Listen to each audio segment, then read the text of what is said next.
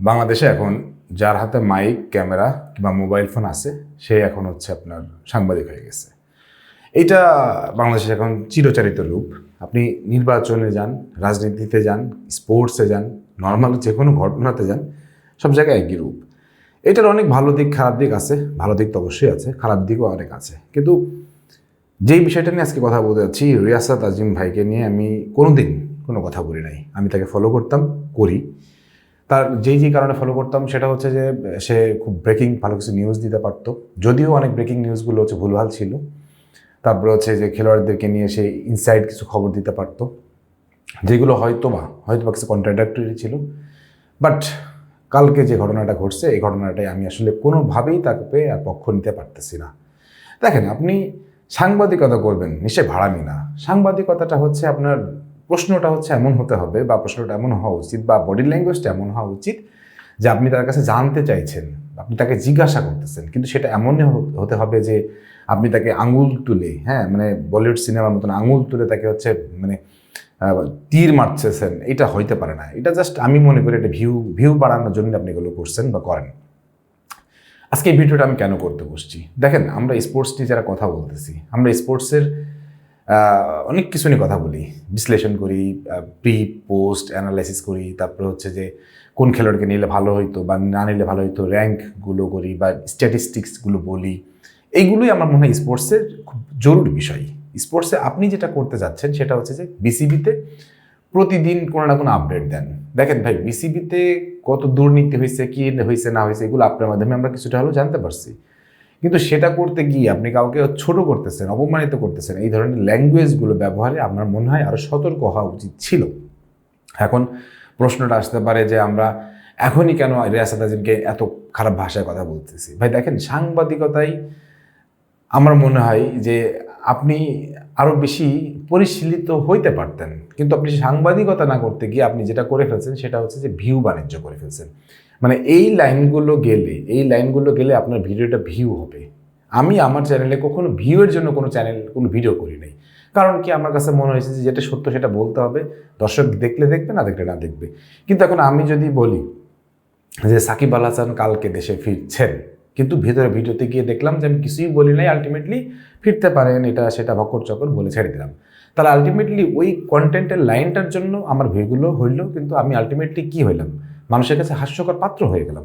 আপনি আপনি দেখেন, আমি আপনাকে কয়েকটা উদাহরণ দিই। আপনি খেলোয়াড়দেরকে নিয়ে যেভাবে কথা বলেন, আপনি বলেন যে আপনি খেলোয়াড়দের পক্ষে, কিন্তু খেলোয়াড়দেরকে নিয়ে যেভাবে ভিডিও করছেন, খেলোয়াড়রা যেভাবে অপমানিত হয়েছে এটা আমরা নিজেরা উপলব্ধি করছি, বাট আমরা সেটা কখনো বলি নাই, বলতে সাহস পাই নাই। আপনি বোর্ডের ডিরেক্টরদেরকে নিয়ে তাদের দুর্নীতি নিয়ে কথা বলছেন, সেগুলো নিয়ে আপনি কথা বলেন। আমরাও এটা কিছু কিছু সময় পজিটিভলি দেখি, কিছু কিছু সময় নেগেটিভলি দেখি, সেগুলো নিয়ে আমরা কিছু বলি নাই। কারণ কি, আমার কাছে মনে হয়েছে যে হয়তো বা একটা সীমারেখা আপনি রাখতে চাচ্ছেন, কিন্তু কালকে একটা সীমারেখার বাইরে আপনি কি প্রশ্ন করে ফেললেন, সেটা হচ্ছে আপনি পিআর এজেন্ট কিনা, বা হচ্ছে আপনাদের ডাকলেই আসতে হবে কিনা। ভাই, সাংবাদিক সম্মেলন হয় কীভাবে? সাংবাদিক সম্মেলন হয় আছে ডাকলেই আসতে হয়। সাংবাদিক যারা ওই বিট কাভার করে তাদেরকে জানানো হয়, তারা আসে, এটাই নিয়ম। কিন্তু বিসিবিতে এখন কি হয়, প্রতিদিন দেখবেন কমসে কম 100টা মোবাইল ফোন আর হচ্ছে একটা হ্যান্ডবুম নিয়ে চলে গেছে। কি হচ্ছে না হচ্ছে, বিসিবির ঝাড়ুদার কোথায় কি পরিষ্কার করতেছে, বিসিবির কোন কোনায় কোন ময়লাটা পড়ে রয়েছে, বিসিবির কে কখন বাথরুমে গেল, কে কখন কানে কানে কথা বলতেছে, এইগুলো নিয়ে যদি আপনি নিউজ করতে হয়, একটা স্বাধীন, একটা সার্বভৌম, বা একটা হচ্ছে যে কি বলে যে স্বায়ত্তশাসিত প্রতিষ্ঠান, তো এভাবে চলতে পারবে না। বিসিবি আমি তো মনে করি ঠিক কাজটাই করছে, যে তাদের অনুমতি ছাড়া বিসিবি থেকেও যাইতে পারবে না। ভাই, এটা কি খারাপ? কি আপনি দুর্নীতি করলে কি সে মাঠে বসে বসে করবে নাকি? সে তো টেবিলে করবে, সে তো গোপনে করবে, সে তো ওয়েস্টার্ন হোটেলে গিয়ে করতে পারে। আপনি সেইগুলো খোঁজখবর রাখেন, সেইগুলো নিয়ে কথা বলেন, সেইগুলো নিয়ে কথা বললে বেটার না?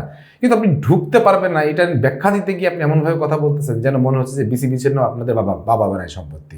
বিসিবিতে কারো না, বিসিবি আমিও যেতে পারি, কিন্তু বিসিবির একটা উচিত তো অবশ্যই ছিল যে অ্যাক্রিডিটেশন কার্ডগুলো মেনটেন করা, কারা কারা যেতে পারবেন, কোন কোন চ্যানেল যেতে পারবে, এগুলো আসলে করা উচিত।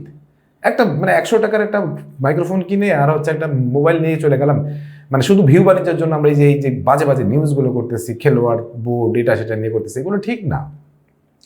আপনি অনেক অনুসন্ধানে রিপোর্ট করেন, আপনি 71ও করছেন, কিন্তু সেগুলো ডেফিনেটলি ভালো ছিল, কিন্তু সেগুলো আপনি করেন, আপনি গোপনে করেন, আপনি যেগুলো বের করেন, খুঁজে বের করেন, আপনি হচ্ছে বিভিন্ন জায়গায় আপনি সোর্স কাজে লাগান, সেগুলো দিয়ে বের করেন। কিন্তু আপনাকে বিসিবিতে প্রতিদিন গিয়ে আপনার 10টা ভিডিও করতে হবে, তাও আবার সেটা ব্যক্তিগত চ্যানেলে, সেটা চ্যানেল 71-এর জন্য হচ্ছে না, বা সেটা আপনার কোনো চ্যানেলের জন্য হচ্ছে না, সেটা ব্যক্তিগত চ্যানেলের জন্য আপনি যেভাবে আচরণ করতেছেন, যেভাবে বলতেছেন, সেগুলো তো দেখতে সুন্দর লাগে না। এখন আপনারা বলতে পারবেন যে আপনারা হিংসা করছি, বা হিংসা করার কিছু নাই।